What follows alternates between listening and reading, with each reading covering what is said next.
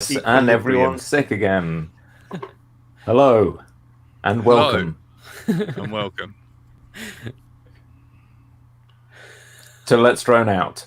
And you are joined by, this evening, Curry Kitten. Everyone's favourite. Hello, what's going on? Everyone's favourite Curry Kitten. Not to be slightly unwell, with Jack. Your less favourite Curry Kittens. Hello. The man in control, Frank. Hello. And myself, Stephen. Hello. You're supposed to say what episode number it is, which only Frank knows. It's Frank, episode over to you for the secret knowledge. 324. Ooh. 3, 2, 4. It took a while to count that.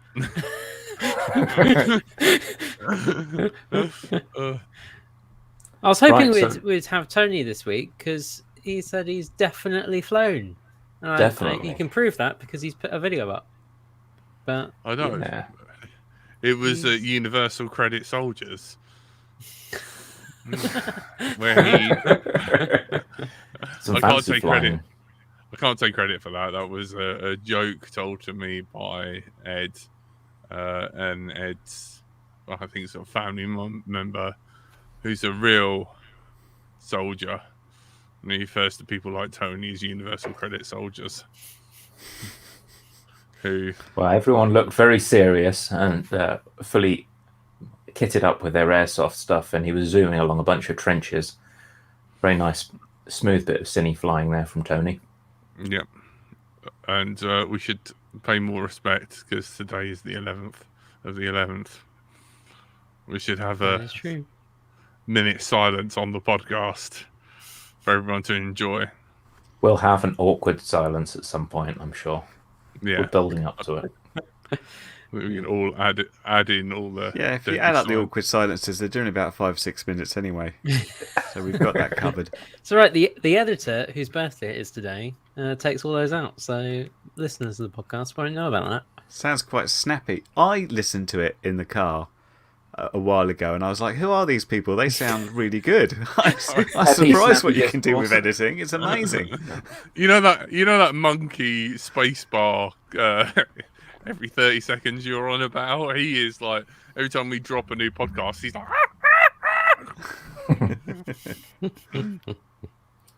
Well, it's all synthesized. It's not real. It's all just random crap and AI. Not real people. Happened? You started at 8. I think I remembered what day it was, and Tony hasn't shown up. Speaking of random crap and gibbering, I decided to programmatically create some random crap and gibbering. Ooh. Because I was annoyed at the soft, seductive tones of my HTX radio, which I became increasingly convinced was trying to seduce me rather than give me any warnings. The developers had moved the English voice with sharp RP to a very soft, soothing Irish voice with a little lilt and kind of a come-to-bed sibilance, which was very hard to understand on the typical 10-cent speaker that they jam into these radios. Irish people are lovely and they sound very nice, but as a radio, I wanted it to be a bit more sharp and not quite as seductive. So I set about building my own voice pack. And I found out that they're all auto-generated. They're all synth voices. No one's sitting down there at a mic anymore. And I went through the steps and got my own Azure account, which was a pain in the bottom, and set about churning out a couple of voices. So I've got in a pull request now to HTX for a British female and male voice. I found, weirdly, all of the voices are female, which I guess everyone just has some kind of slightly old sexist notions about their radios, I guess. I don't know. But I thought for balance, I'd do a male one. I like my transmitter sounding like a disgruntled old dinner lady. Or Gladys with a chip on her shoulder. That's my grandmother's name. I wanted to do a follow-up voice pack with Sophie now she's a teenager, where every switch just says "I hate you, leave me alone" and stuff like that. But in teenage style, she decided she didn't want to do that anymore, and she hates me, and I should leave her alone. Should have just recorded her saying that. I'll just like record on my iPhone and go and talk to her. I'll have enough stuff after like 5 Every minutes switch to is go just Dad. so stupid. I want one. You can't say that anymore. You're going to get cancelled. There's another one that comes up a lot.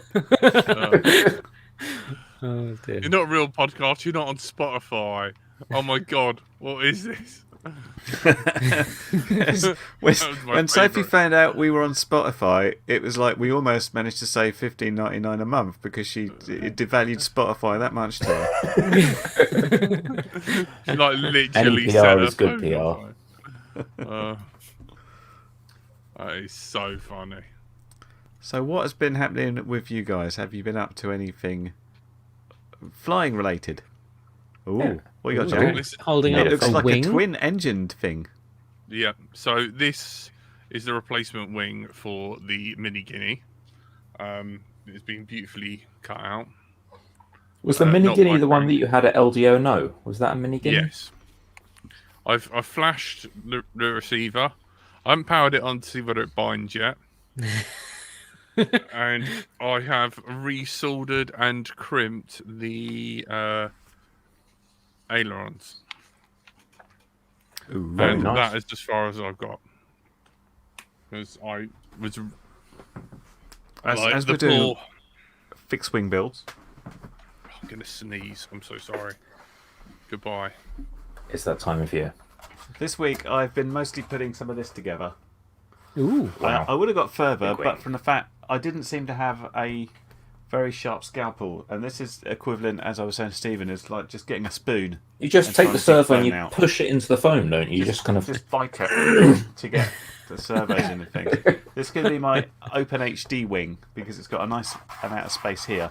What? As a big Who made it?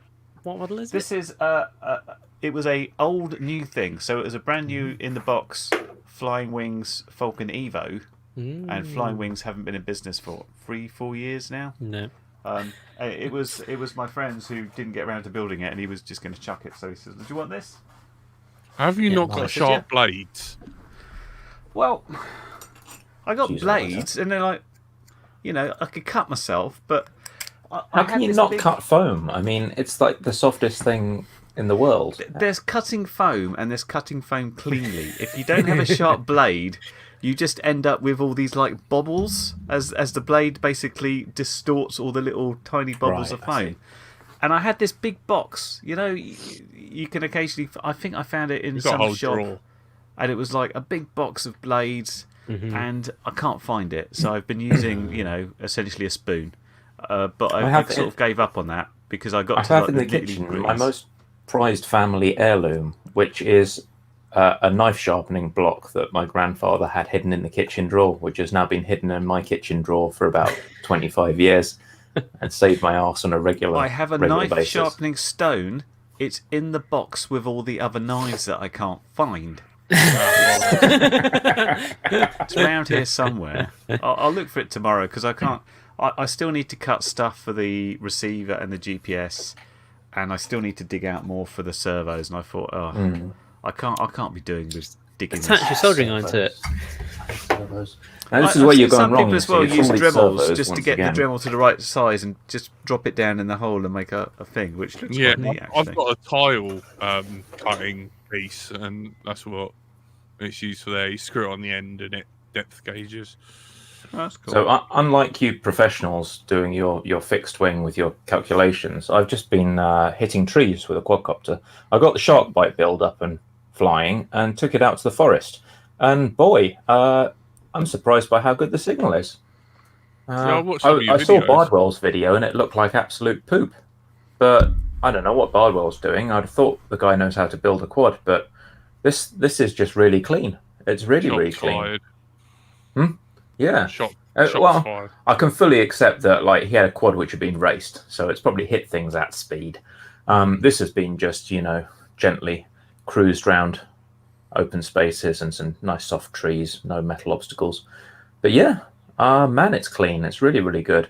And I'm actually having a bunch of trouble with my DJI kit right now, where I don't know if it's the Cadex antenna or the iFlight Crystal that I've got on the goggles, but man, this is actually giving me better video than my DJI setup, which is crazy.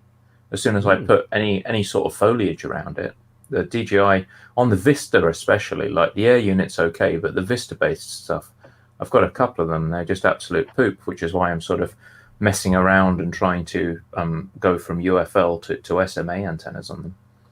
Caroline says Bardwell had interference from his Wi-Fi repeater. I mean, I've got Wi-Fi here as well. I've never seen anything as sketchy as he had. Like, I've literally, because I'm an IT nerd, I've got Wi-Fi boosters in every room. Like, I'm 6 foot from a Wi-Fi booster, and I don't see the type of interference. An IT nerd would just cable everything. Yeah, they're all hardwired. Call yourself a proper IT nerd. Where's your Cat 6 cabling all through your house? In the walls. Yeah, I have Cat 6A in the walls. So, yeah. So plug it all in. But then I've got Wi-Fi points on gigabit in every single room. So every room's got good Wi-Fi. It's like hanging around with a very hairy Linus Tech Tips, isn't it? Have you, speaking of which, Steve, have you been watching the Daily Driver Linux with Linus and... I don't watch it. I don't know. I find he's a little bit sort of... It's frustrating. It's like watching stuff for noobs, you know. It's a bit like, oh, and here's this other amazing thing that you've never heard of, which you've known about for 25 years. It's kind of irritating. So yeah, not really my bag. Oh. It's like watching Drone Camps RC, you know. It's just like that with Linux. He does a lot of good stuff, but yeah, I mean, I work with Linux every day as my day job, so yeah. Yeah. But don't you just like look down and, you know, just look at them and, you know, feel pissy? I feel pissy on a regular basis, sure, yeah. Pity, did you say? I thought pissy. All right. Okay. No. Talking of such things, not sure whether I'm focusing on the Linux or the pissy, but I am pleasantly surprised that over the past week we haven't been absolutely just like flame warred out of existence by the Velocidrone community. So I'm grateful for that. Thank you. Wow. We love your software. Please make it shinier. Did they come back and try and get us for sharing the wrong video? I think we might be overestimating the reach of our... so it was fine. Yeah, I think Frank just made us dodge that bullet. He was just like, duck. One of us said quack, and then we hit the deck, and we. I'm grateful that they're out there and they're doing the lovely little project. There's definitely competition though, definitely competition.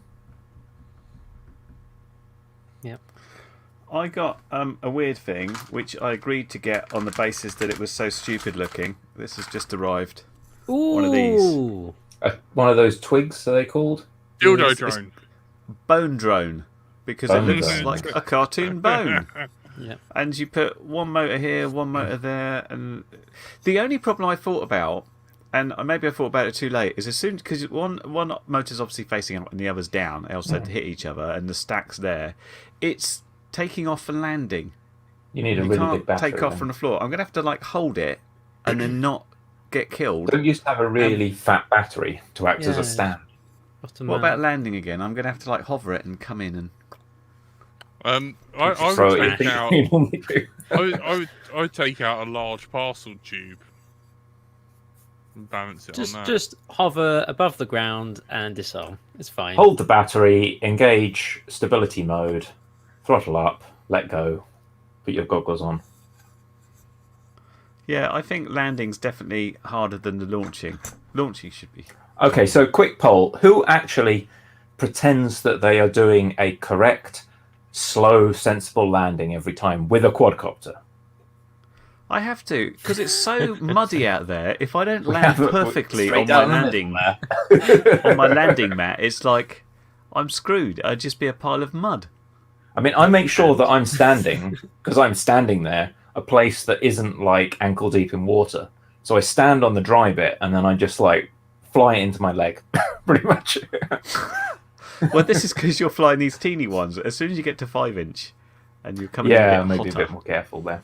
or you're doing like a Frank and like, I'll try it with the camera at 60 degree tilt. you can only fly at 80 miles an hour minimum. You don't want to hit yourself at that speed. Frank, Yeah, did you just- ever fix the mini NJ drone? No, the what was it? Receiver-ish problem? I mean, the entire drone is in bits, but I was trying to remember what model it was. A Taru 69, maybe. I think it was that NJ gave me, and it's had a unscheduled disassembly. Oops. Yeah, Just looking But- at the comments, we don't have many landers. We have an awful lot Disarm of at 3 foot, classic. Strong move. That's what you do. land in tree, land. You want What's to get that? below All below the general here, things. below that level, preferably Below below nipple height. groin level if you can, but Pretty basically much, below if, head if level. you is catch the an crucial image part. of yourself out the corner of your goggles, you know you're close, and that's when you can just disarm. And after that point, follow the beeper. I mean, once you've disarmed, like you're not getting the full force of the motors. If you do hit yourself, you just got to worry about the momentum, and so yeah, not terrible. as long as Bruises, not as cuts. you don't have to pack up and take everything with you to go and retrieve it. As far as I'm concerned, it's a landing. Right.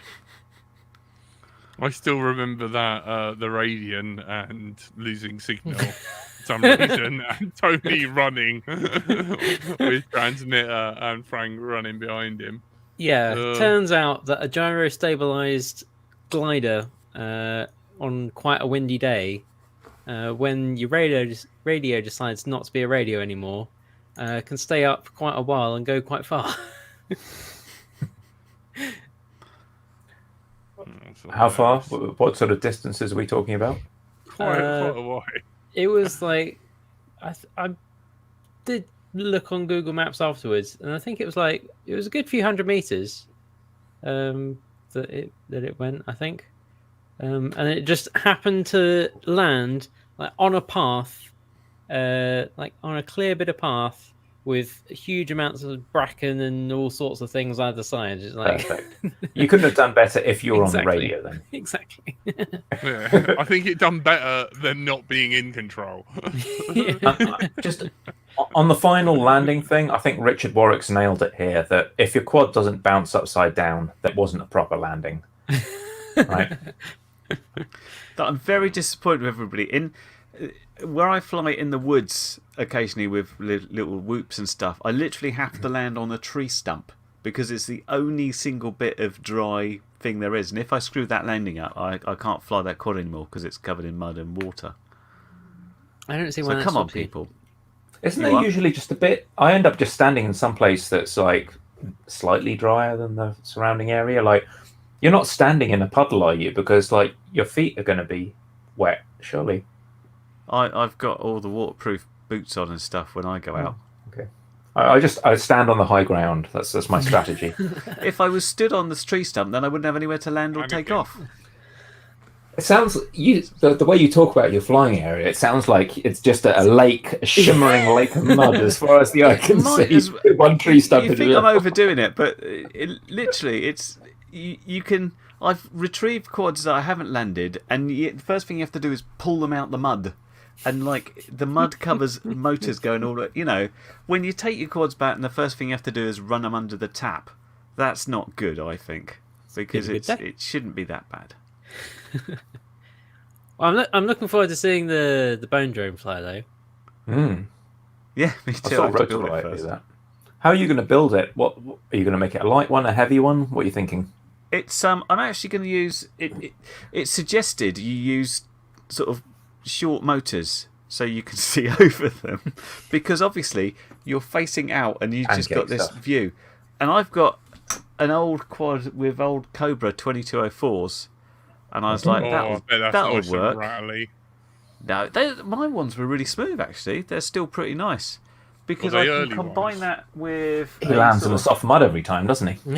3-inch style setup here. And the ESCs in that will run those little 2204s, no problem. And Yeah, it's kind then of we're funny how practically we've there. veered back. Went to like 2207, 2208, and now you look around, there's a ton of 2203 and 2204 options again. Oh, well, this is just me looking on the wall and saying, what don't I use? That one. He'll do. I'm taking the motors off that. No, just a commentary that like that trend has been circular and people have gone back to the lighter motors again. That is true with the whole endurance In fashion stuff. again. Also, Curry, I love your T-shirt. Is it Kilamari or It's my something? Katamari Damacy.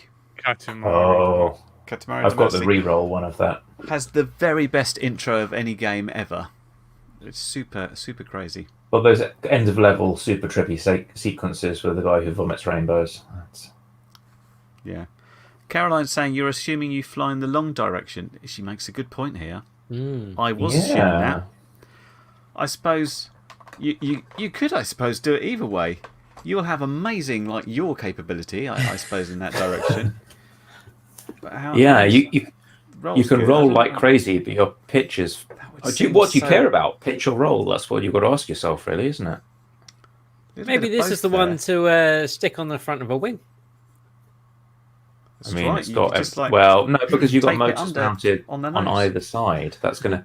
How do you need standoffs? I mean, I've been running over 3D prints in my head. Like, how do I get this frame stuck on the front of a wing? Gaffer tape.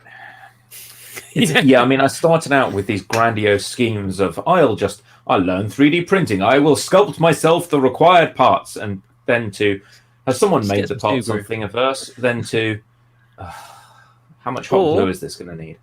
You could like duct tape round it and then like squirt in some expanding foam and take the tape off. Expanding foam is pretty sticky stuff. I'm thinking, well, I suppose it's lighter than hot glue, isn't it? Hot glue is a bit heavy. What about those weird pellets that you heat up in hot water and then you mold polymorph? They're quite heavy. They are quite heavy. As is Sugru? Yeah. Polymorph. Me and Curry are like, yo. We're on Red Dwarf right now. Actually, I cut a slot in the wing, and I'm just going to jam the frame through the slot in the wing, and then just glue it in there. Probably what I'm going to end up doing. Yeah. Because then, everyone whenever I see a conversation about wings, people mention the center of gravity. So if I cut straight, halfway through the wing, preserve my center of gravity. Yeah. Well, we crashed a friend's 3D printed wing because he neglected to tell me that his motor that he got me to fly it with wasn't rated for 4S. And when we said, let's try go full throttle, a puff of smoke came out. And then we found out that PLA doesn't glide that well because it's quite heavy. But the nose disintegrated to the point where, when you got those like washing tab things and there's a sort of a top and it's kind of oval shaped. And I was like, that will stick on the wing with a bit of gaffer tape quite nicely and make a new nose. So just look round at your household objects and see what you can use. That's what I'm Mix up Gorilla Glue 50/50 with PVA glue. Amazing foam filler. That sounds like a valuable tip. I'm going to have to give that a go. I've got some Gorilla Glue. You have to activate it with water as well. PVA is just wood glue, isn't it? Yeah. Is wood glue different to PVA? I think wood glue might have a few other things in it, but I think it's pretty much. It behaves the same. Yeah. Then it's got water in it, so that's what excites the Gorilla Glue. Makes it go yeah, because that's moisture. Yeah, I used to spray the parts with a bit of water to get it to go off quicker. Got Gorilla Glue holding my drain pipe together. It works a treat. Gorilla Glue's good stuff. I've never used it myself. It's a bit messy because of the foaming. Like it does appreciably increase in volume. It does. What do you use Gorilla Glue on? I've used it to fix wings before. My other wing's got this great. When we took off and someone turned on their VTX and I couldn't see anything and it crashed. And it crashed with such a force that part of the wing broke off. bounced over the fence of a tennis court, which I had to climb over and get it back again. So that wing got glued back on with Gorilla Glue, because Gorilla Glue is very good at expanding into all those little holes and holding very well. If you've taken a gouge out of something, it'll fill it up nicely. It does fizz up, but that fizz up over the top, you can just basically scalpel off again. And it's not like brittle. It's got a little bit of flex, but it's still fairly rigid. So the only flying wingy thing that I've had is a Hubsan Spy Hawk, which I got after flying the little Hubsan quads as a beginner. And I thought, oh, they do planes as well, grab a plane. And someone else had pre-crashed it, and it was already sort of in bits. I never really did get it flying properly. But it was stuck together with a lot of Gorilla Glue by the end. As all wings should end up. Most wings end up mostly glue. Yeah. The only reason I laminated my original Falcon was because it has become much more like sponge than foam. And I was like, let's harden this up somehow. Let's laminate it. It's all hard again now. That's better. Yeah, I found that the downpipe from the gutters kind of pours out into a little culvert at the front of the house, and that was falling off the whole time. So I put a bunch of Gorilla Glue around that and jammed it on, held it there for a little while. It's been on there for about 5 years now. Pretty good. That is a testament. It's good stuff. Just thought back to the beagle bone. Sorry, not the beagle bone. What do I mean? Bone drone. Bone drone. Different thing. I would like to know whether that would work scaled up to X-class size. I get slightly more worried about the launch at that point. I think someone stood underneath it. Go! It might need some legs, to be fair. I got pretty interested in X-Class after seeing people talk about them recently and the racing and things, and how people were using like 8 smaller motors in a concentric pattern instead of just 4 big motors. And I've kind of looked over like the size to weight ratios, and a lot of people think that the motors on X-Class are absolutely huge, but if you look at them relative to the size of the craft, they're not actually that big. It's kind of interesting how we're a bit limited for those larger motors. 47, 42, these are kind of the size of motors you might see on X-Class going up to maybe 52.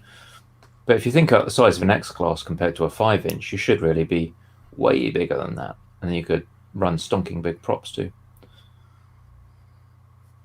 Well, I think there's also an element of like the bigger your props are, the more kind of disc area there is, the less speed you need just for, unless you need to be pushing down just to get your weight up, to get your lift. And so then you end up with a thing of like the power with against airspeed is like cubic. So if you've got if you're 8 times bigger, maybe you only need double the power. I don't know. I feel like there's probably some non-linear things there that are going to mean that even though it doesn't all scale up quite in proportion. I just see some of the problems on these X-Class. They remind me of people kind of flying tiny whoops and stuff, bizarrely. But they've gone outside of that Goldilocks zone where the power to weight is balanced, and they're sort of overextended a bit.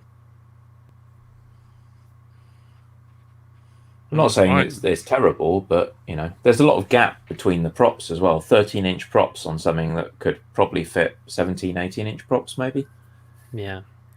How's our poll doing? Because I did a poll as we were sort of queuing up, ready to go live, asking people what's their favourite way to get your fix over winter.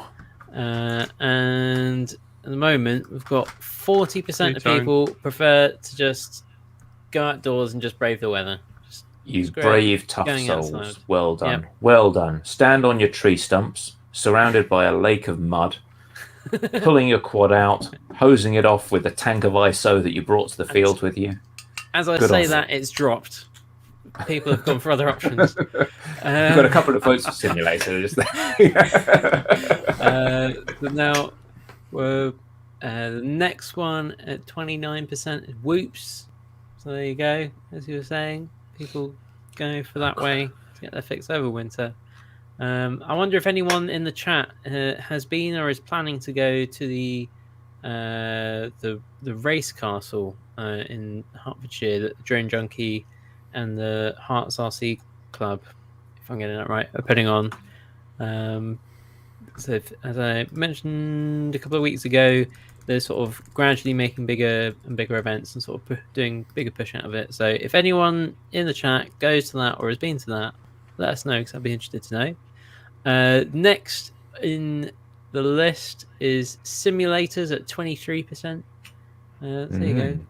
And finally, bringing up the rear, I imagine it's exclusively Jack, is building.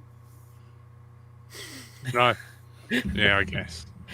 That's pretty much how I. And hello, survived. Tony, who's just appeared in the chat. Hello there. Hello, Tone. Tony. That is Yes, a funky-looking aeroplane. It seems you have to try and you have to be a little bit more flexible at this time of year. You have to have things ready to go. You can't kind of plan on it. It's just kind of, there's a day I have to be able to charge quickly and go. Mm-hmm. Which is the kind of where sort of larger whoops or toothpicks that you can get outside quickly and just get round the trees instead of having to go somewhere big is quite nice. It's time to test whether you can in fact charge those batteries at 10C. Just like put them in the LiPo safe, rack up the current, and get out there as quick as possible before it starts raining. Exactly that. Or just grab some that are storage charge and fly those because, yeah. This is why I've got a field pack that I like. Because I'm only ever charging it and discharging it fairly slowly, I don't really give a damn about whether it builds up internal resistance over the course of leaving it charged. So I'll leave it charged for ages and not worry about it. And then I can just get out and have just what do you rapid need charge for a one field battery. pack? How much juice do you need for a field pack? I mean, mine's 10,000 milliamp hour 4S. That doesn't convert directly, right? You've got efficiency loss when you put that into a charger and into another LiPo. But it's pretty efficient. I mean, I haven't measured it, but I reckon it's probably like 80% or something. But yeah, that does me for a pretty good day of flying. Especially if I'm if I want to spend if it's a brilliant day and I've got all day and I'm going to spend all day flying, I can take something like my Radian that takes like Whoop batteries. And I do notice we're starting to see those lithium like camping charger things like Curry was reviewing. Oh man, I'm starting to see those appear. They are costly though. They're very expensive. Yeah, for a bunch of 18650s in a plastic box. Would you like to look at our one? Like someone wants to send me another one. It's like I'm not really a battery pack channel. I'll have it when you're done. Yeah, right. The amount they're asking for them. Yeah, it's like over £500. This one's using Life batteries instead of Lion. Oh, really? Life batteries to me seem to do a little bit better when you leave them charged. You see people in motorhomes using those. Yeah.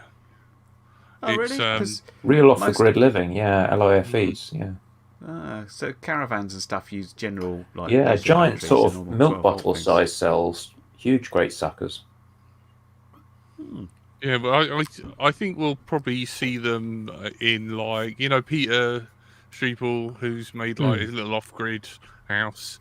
He was talking about getting some. I mean, he's got leisure batteries for now, but there's people talking about them in the sort of van life sort of conversations, which is refreshing, really, because the only other time you hear van life is that poor girl out in America who built a lovely van and was traveling, and a crazy ex-boyfriend murdered her. So that is not the only off-grid I hadn't living heard that this I hear story. about. It's not the instant thing I think of van life. Yeah. That's I just think of my mate who's faintly obsessed with recreating the A-Team van, despite the fact he's got a family and is encouraged to act more responsible. But Kudos Is to he him. He's like- really going for it. Firing machine guns and being like, I ain't getting on no No, plane. it's just like pimp my van, all the silly mod cons. He's slowly pouring into this thing and paneling it out with plywood and putting all the batteries in. I don't think he put enough batteries in there personally. I think probably those vans, they're quite tall, and the more batteries you can jam under the floor cavity, the better, just to help a little bit on the corners. Yeah, but then, you know, the suspension suffers a bit. They're I'm transits. I mean, they're built for hauling weight. Yeah, So I suppose, yeah, true. Well, you can get air suspension and everything, can't you, now? yeah, It's you a can good get some thing- really, thing- really nice coach building stuff as well. Thinking about like people- vehicles, like 10 years ago, I feel like a lot of RC stuff, a lot of RC chargers were built so that you could charge batteries off your car. But that doesn't seem like that's the thing anymore. I haven't heard of anyone charging a big is a battery car off their battery? car for quite a while. Yeah, the old car ones always used to have the sort of the normal I mean, if you leave the engine cigarette on, good. lighter style 12-volt Yeah. thing. Yeah. But I've got a Hyundai, a really small one, and I'm pretty sure that the battery in there is only something like a handful of amp hours, like Yeah. 15, 20 amp hours. I wouldn't necessarily want to go charging Perhaps all the my lipos off it. intention is as you're driving somewhere, you charge, as opposed to just plugging it in when it's off. Yeah. Because A lot of these little town cars are basically carrying motorbike batteries in them. You need to be a bit careful about how much juice you've got in there. Maybe Yeah, that's I the difference. killed Maybe mine. it's just maybe like 10 years ago when we were charging like nickel batteries, you could quite happily just leave that Trickle charging and charge, not worry yeah. about it. And now you're ripping like 50 amps out at a time into your high performance 1,000-watt charger. It's a bit more of a big deal. Into a lithium battery that if you're driving along, you don't want to just have burst. Which you've left next to a source of flammable materials vis-a-vis your car. Yeah. Maybe that's That would just be the worst lipo fire ever. Oh, my battery's on fire. Oh, it's in my car. Oh yeah, No. yeah. Richard No. Richard Warwick makes a good point here about the old full button charger used to come with crocodile clips to attach to car batteries. Yeah. That's what Yeah. you used to bring to the field with you. None of these like 20,000 milliamp hour 6S that you Yeah, you're not see. pulling that much everywhere. current sustained through crocodile clips, are you? It's not going to...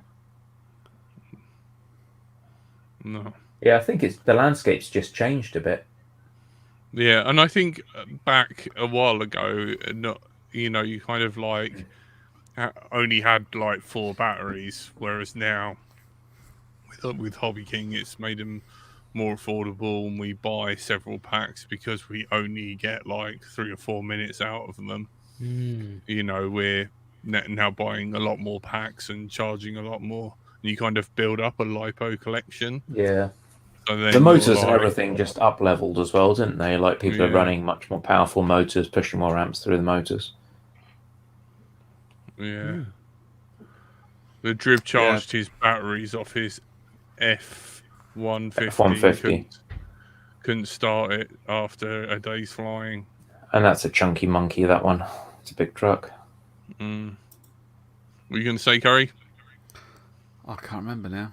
It was very insightful, but I lost my track. What were we talking about? Inverters for everyone. Get back to that company. It'd be really nice to see some DIY projects that tackle this, because a lot of these, they're really just taking 18650s. And if you buy 18650s wholesale, you can get them for pennies. Well, pennies. You can get them for about £2 each, right? A lot short of the 500 quid cost that you see for these box of 18650s with an Arduino on it, which is pretty much what the chargers are. So maybe we'll see some open source solutions fix it. Speaking Oh of... yeah, I mean, Do you- sorry. Some No, people no. said do a DIY kit, and it's essentially like some batteries, some inverters, a nice box, and like you said, something like an Arduino to display Yeah. some stuff. But I already got sent one, so now I can't be bothered to build it. But, No, but- unless you'll do it, it's really for somebody going away for the weekend camping. It's not. I don't think it's necessarily for us, because if you want to charge a bunch of batteries, we do what Frank does, and we buy a big battery and you plug it into your charger and you charge off that. Unless you want to, be overnighting in a tent and you're like, I need to run my little TV because I want to watch insert horrible soap opera here or whatever. I don't know. or you're like me and it's like, I need my CPAP machine, so I might die during the night, but at least you won't have to suffer that horrendous snoring. So, you know, pros and cons. Does the CPAP stop the snoring? I suppose It's supposed to. just shoving air in. It's shoving air in, but according to Pippa, it does not stop the snoring, especially after Thursday night and 2 beers. Positive airway pressure. Is that why? When are you coming back to do Curry Kitten Wednesday? I don't know. It's not a good time. Forza Horizon 5 just came out, and that's going to be addicting for next month at least. Speaking of open source and like making your own stuff, Chad Kappa is up to his old ways, and he's now started a electronic hack make mod channel. I don't know whether you guys know about this. I Yeah, saw that with- appear in my Facebook feed, but I didn't have a clue talking what to it was. Yeah, so with David, right? yeah, hang on, David let me Winterstall. Oh, if Looks a bit David's on there, then I like Ben definitely Heck need to watch stuff. Quite enjoy watching Ben Heck stuff still. yeah, He's just a madman out in the woods disassembling cheap digital watches now. Always I fun. like that. Share screen. Yeah, we've got the whole like. Yep, there's David, and yeah, he's released the channel. But if you go to videos, you can find out where this original channel has come from, and it's where he 3 uploaded years the ago. DR1 movie. So he's basically recycled the couple of thousand things, and because That would be why it was in my subscriptions. I did wonder. I don't What is remember DR1? subscribing to this. Rota DR1 had its own channel, didn't it? For people whose memory fails them, what is DR1? Rota DR1 was a community-made movie that they kind of filmed a bit every week and published every week, and then eventually it got made into a feature-length film that you could, buy. It's some kind of sci-fi thing? Yeah, it's kind of post-apocalyptic. A boy and his drone. That's kind of the easiest way to synopsize it. Yeah, and had the old tricopter, and had a speaker, and this was made out of. You can see the windscreen wipers here, Mm-hmm. and like the windscreen wipers legs. How'd you go from that to a hacking channel? Well, he's obviously reusing it, repurposing it, because obviously it means that insidiously slip into people's feeds. You mean? Yeah. Yeah, it's already got a load of subscribers, and also you need 1,000 subscribers before you can monetize. So it's already ready to go and monetize. Sneaky. Well, let me play the hack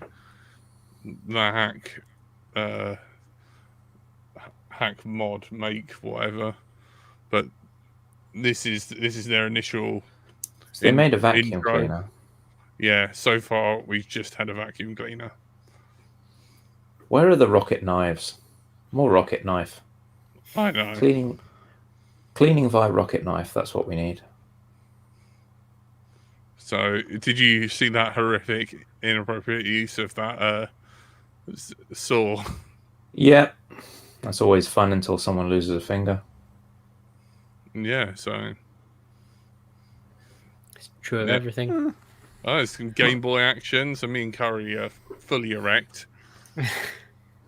Have you seen the shotgun stop systems on saws though?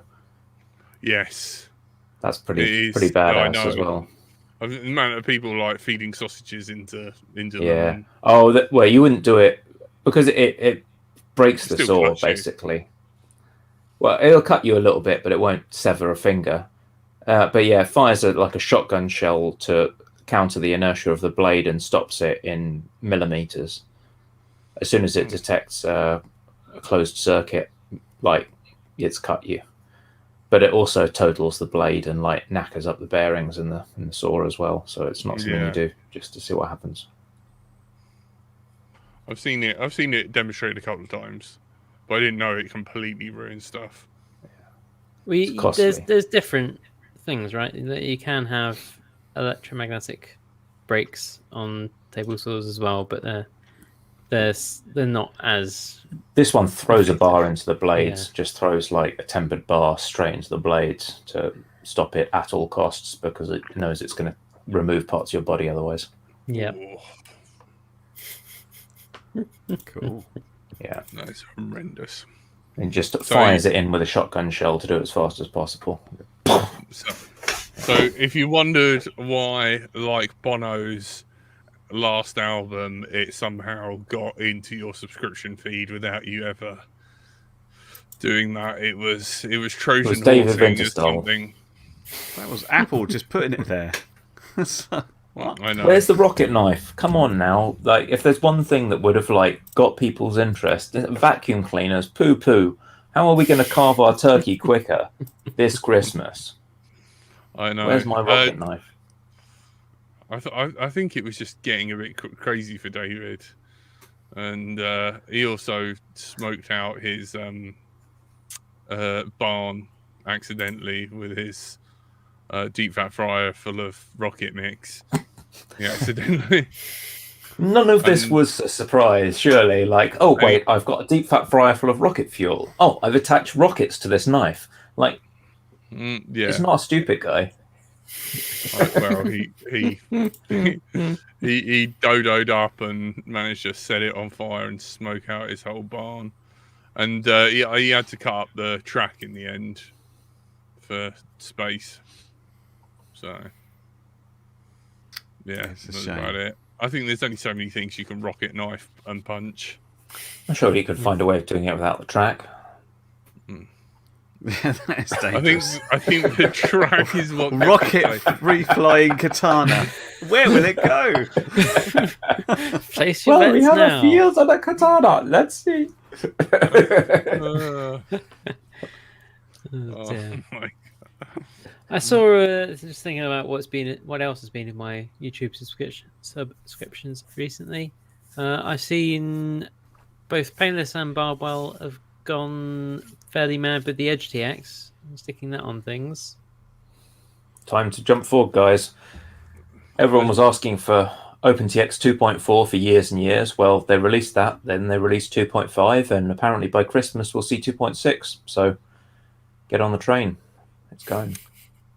So what made Daddy flash his transmitter? Because people kept sending him fancy radios, and he got jelly that he couldn't use the touchscreen, and other people could. So I haven't watched Bardman's video, or Bardwell, in fact. But I was wondering what is the case. I was still asking what is the case for people that don't have a fancy touchscreen, and let's ignore the 500 hertz versus 250 hertz. Other than that, what have the Romans done for us? There's the 500 hertz thing, which you say you don't care about, but I said not to mention it because it's a given.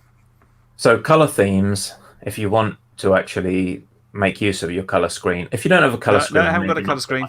If you play on a simulator, there's a bug which ramps up the simulator latency and makes it feel a bit pants. If you have a radio like the Nirvana, if you just want a bit of a change and you're curious, which is what drew me in, and I'm quite keen for them to release the YAML config file stuff because I think it's easier to manage configs if I can read them rather than using Companion. So it's interesting. So it does sound like that at the moment it's still you get touchscreen and good color support, and you get the 500 hertz support, and eventually you'll have your YAML. But other than that, I still it's not broken. If it's not broken, don't fix it. You know, it's not that I don't think Edge TX is looking good. I just don't know if there's like a real good reason. If it's not broken, don't fix it, man. Like OpenTX. you don't need to upgrade. Yeah. In the same ways, you could carry on flying like D8, and that's fine if it's not broken and you haven't got a load of money sloshing around burning a hole in your pocket. It's so broken. But people would say that about Edges, about OpenTX as well, and that's why people put the time into it. In their minds, it was broken, but it's not necessarily bad. Like OpenTX still works; it's fine. As Clive is saying, like an old X9D Tyrannus, like that doesn't have any of those things. Like, there's no reason to No, not upgrade really. it yet, is there? Like, If you're happy, like you're happy, you don't need to go chasing the next shiny thing. You can just enjoy flying, right? So it's, Where's this video on on HTX? Bardwell's one. No, Painless. I Painless has imagine done if you bunching. search Painless 360 HTX, maybe you'll find it. Have you seen this site called Google, Jack? I'd cut out the middleman, go straight to YouTube, and then do a search. Might be quicker. I don't know. I thought it would be a recent video, and it's not. Painless has been covering that stuff for a while. Like this isn't new. They, like I said, they pushed out that 2.4 release and a 2.5 release, and now they're moving on to 2.6. So there are 2 releases in the bag already. Like he's probably done it a few months ago. I thought I accidentally got sent a TX16. I was quite excited. It was from this company called WFly. And it turns out it looks exactly like one and has a colour touchscreen. But it's their own OS. Which That was sneaky. I saw that. that was sneaky. Yeah. So it's not. What it's is not their what I wanted. deal? Because they're essentially charging TX16S money, but they're giving you something that isn't. Well, it could be the fact that there is enough people that are confused with OpenTX enough to want the standard radio. Now, this is not going to make any sense to at least me and you, Stephen, because we're stupid computer nerds, and thus OpenTX and its ilk makes sense. For other people, they tend to like a 250-page manual and all these wizards that say, "What are you flying? Oh, what surfaces do you have?" And in which case it just says, right, well, this is your dual rates, and this switch does this, and this switch does that, and that's what you got. There's a market for that. Like the Orca stuff, that's come out, right? So that's the latest. I was just showing my silly. I got a guitar strap and put it on my TX16 because I wanted a nice strap. I actually sewed it. Watched a bunch of sci-fi shows and sewed this. So yeah, Sorry, as a Very tutorial, good. I'm confused. Sci-fi shows showed you how to. no, I was So- just bored. It takes a long time to sew through thick webbing, so it took a while. But yeah, it's I nicer could than just- the Ethics strap. I can just imagine Curry like switching on that radio and like, "What are you flying? None of your business. It's my aircraft. I'm not telling you." There's the sort of bloke who gets into a taxi and they're like, "Where do you want to go to?" I would like Take to go that tone home." with me, sir. Yeah. Like, That's I'd the like other to thing. go It home. started talking to me. It says stuff like trim center. I was like, "Who was saying that? There's no SD card slot. What's going on? Where are you?" So have you seen Can't the change that Orca voice. announcement as well? Yelling at clouds. No, Curry. So No. Orca have released a controller with no screen and a phone app, like something I think they really should have done with Edge TX, because That the sounds screen on amazing. your radio is crap compared to the screen that you do everything else on your phone. So they've got Bluetooth connection to your phone, and you just use your phone. But for some unobvious reason, likely involving a brown paper bag full of 50s, it only works with Immersion RC Ghost.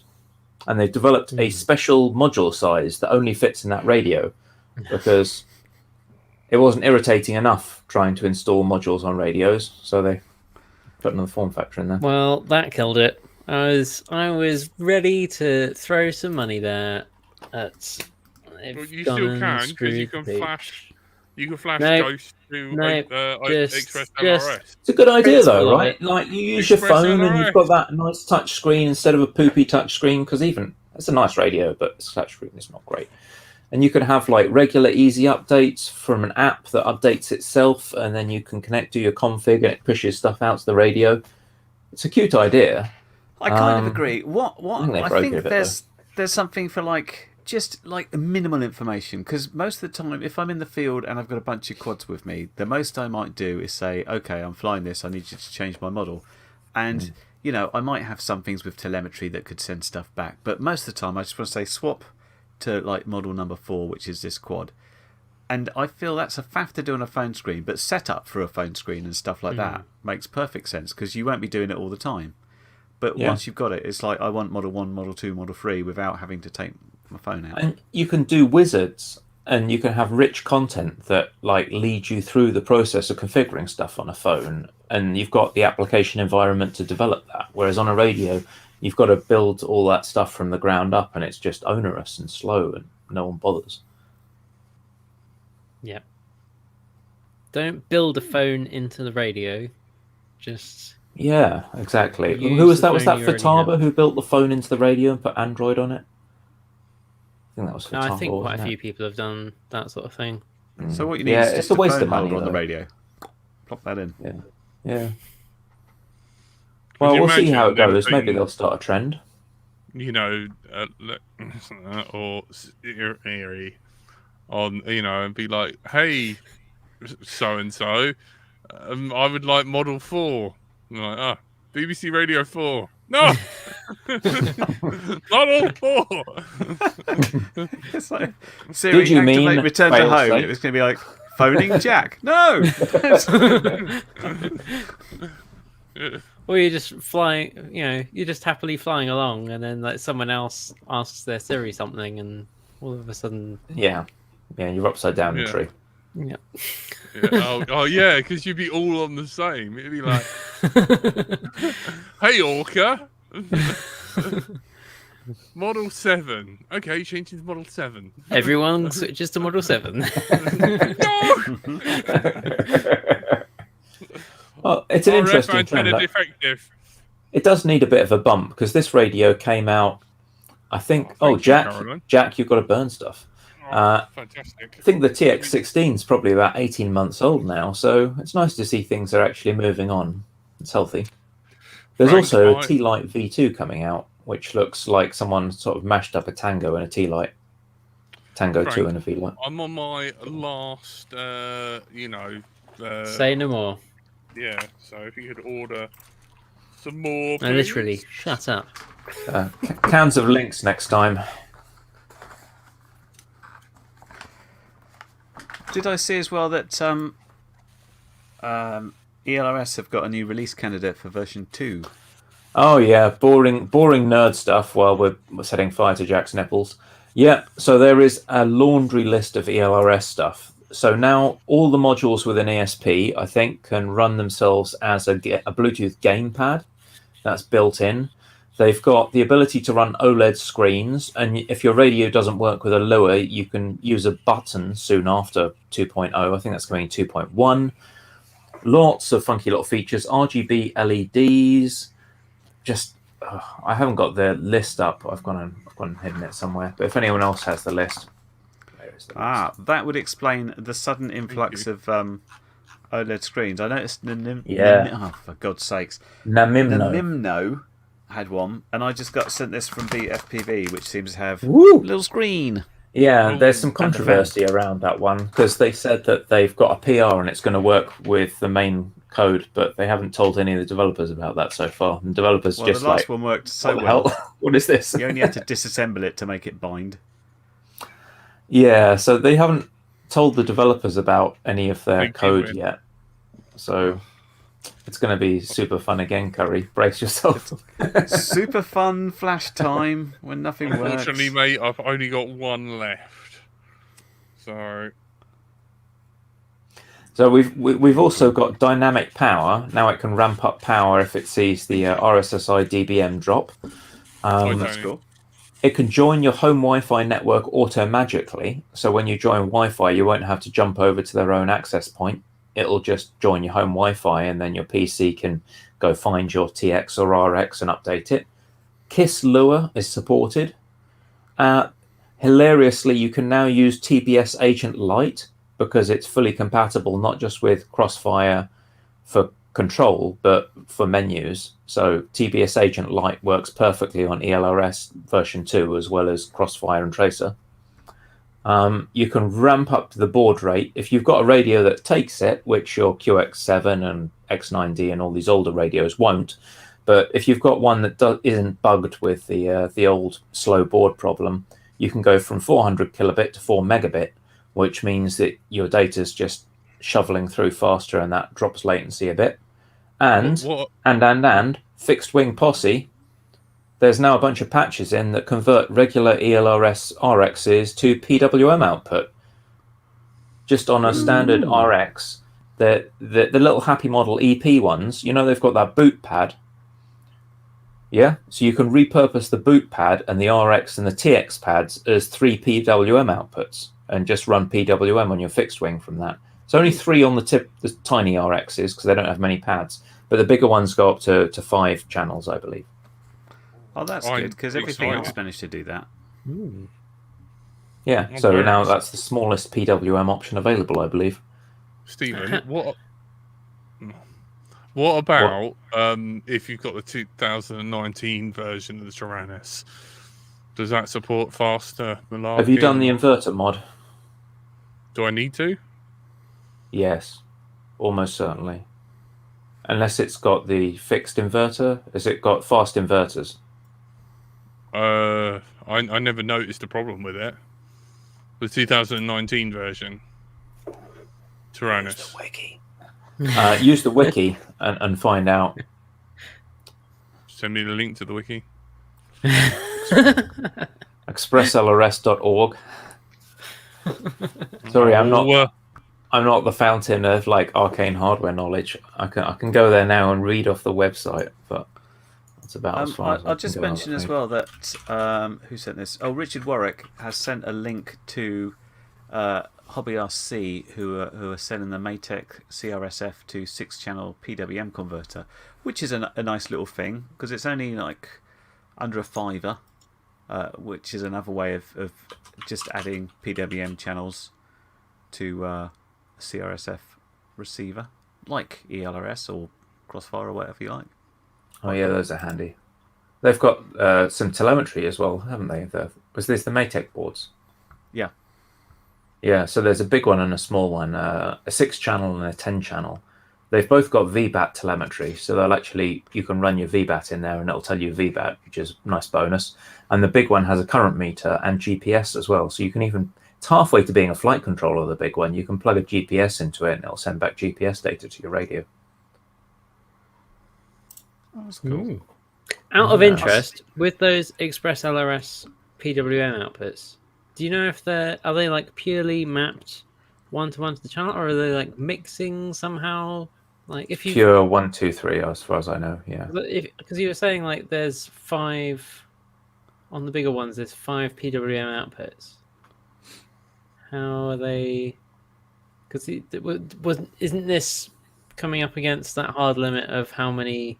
Oh yeah, that's a good point. I honestly don't know. So you may find that you've got 4 channels at full range, and then you'd have 7-bit. So instead of 1024 value, you're dropping down to 7-bit, which is 128 value. So you're low precision, potentially. So I was thinking it would be quite good if you could just kind of mix the actual full channels that you've got into multiple different outputs. So for example, if you got flapper-ons, then you don't need there is some work someone's done under the name PWMP. Someone who likes unpronounceable project names. I think it's Captain Breyer. I think maybe got me wrong, may have got the wrong dev, but he did this CR Servo F thing, and he's also done this, and as far as I know, he's basically used the same hardware but completely re-engineered the protocol, and he's thrown out a lot of the packet size limitations and packet frame formatting. So he may have just broken compatibility with the other ELRS stuff, but given you more channels at full range. So there's a hardware mod for X9D. I'm afraid I don't know about Tyrannus. I've never owned one myself. Leaping straight from my ancient deviation radio onto T-Lite and TX16S. So yeah, there's definitely some bugs with the X7 brackets S. I don't know what this is. I'm sure you know Tyrannus way better than I. I've just never had to dabble. My fault for being an old fuck. That's usually Tony's job when he's on here. Oh, I think deviation's pretty old if we're talking old fuckery. Yeah. Yeah. But no worries. Would you like to see us out? Because you've done such a brilliant intro. Oh, thanks, Jack. Well, thank you everyone who's watching us. Today we have been joined by everyone's favourite Curry Kitten. Goodbye. Patreon, Jack? Frank. There we go. Hello. Thank you so much. And our Grand Overlord and Master, the Organizer, Frank. Bye. Thank you. And you. I've been Stephen, and this has been Let's Drone Out. Thank you. Thank you. Make sure to like and subscribe and comment, and you can find us Hit on the bell repeatedly. Spotify and SoundCloud Share the link. and Pocket Casts and Print off our logo, put Yeah. it through people's doors. If anyone wants a scarf, I might have a spare scarf going. You can probably get some stickers off of Jack if you talk to him nicely, maybe. After Googling repeatedly, I found out that there is actually a site that does LDO t-shirts, which we're terrible at advertising. It's on Spreadshirt. So if you want to buy one, there's that.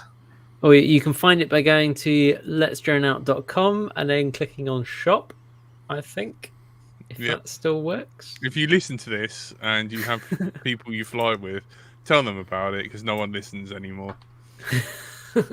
Smallest violin in the world. Good night.